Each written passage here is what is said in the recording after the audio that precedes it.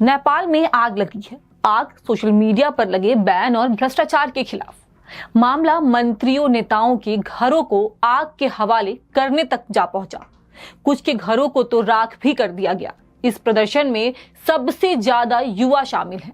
इन सब के बीच सवाल खड़ा है कि क्या नेपाल में लगी आग की आज भारत तक आ सकती है। ये सवाल इसलिए भी है क्योंकि नेपाल की भौगोलिक स्थिति भारत के लिए खास मायने रखती है। नेपाल के हर कदम पर भारत और चीन की नजर बनी रहती है। चीन ने के विस्तारवादी नीति को देखते हुए नेपाल भारत के लिए अहम है। जरूरी इसलिए भी है क्योंकि नेपाल की स्थिति भारत की वैश्विक नीति पर जरूर असर डाल सकती है। ऐसे में नेपाल में जिस तरह से इन दिनों बवाल मचा हुआ है, उसको देखते हुए भारत के लिए नेपाल और वहां की स्थिति बेहद अहम है।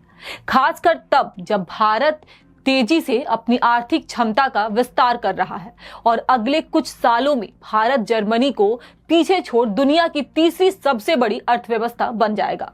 ऐसे में पड़ोसी देश नेपाल में लगी आग को अच्छे से समझना होगा। दरअसल भारत और नेपाल के बीच संबंध काफी पुराने हैं। भौगोलिक जुड़ाव के साथ साथ नेपाल के साथ रिश्ता सामाजिक और सांस्कृतिक भी है। दोनों देशों के लोग एक दूसरे के यहाँ रोजी रोटी के लिए आते जाते हैं। वैवाहिक संबंध भी हैं। दोनों देशों की सीमा पर बसे कई गांव में लोगों का रहन सहन ऐसा है कि पता लगाना मुश्किल हो जाता है कि कौन सा इलाका किस देश का है।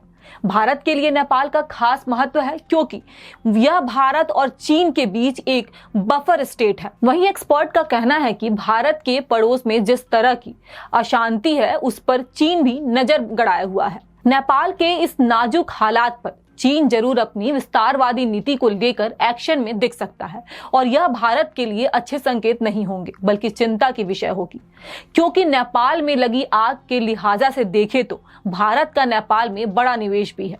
इसके अलावा नेपाल में जो भारतीय रह रहे हैं उनकी भी परवाह करनी होगी। फिलहाल इन सब के अलावा भारत पर नेपाल की आग का कोई विशेष बड़ा असर नहीं दिख रहा है।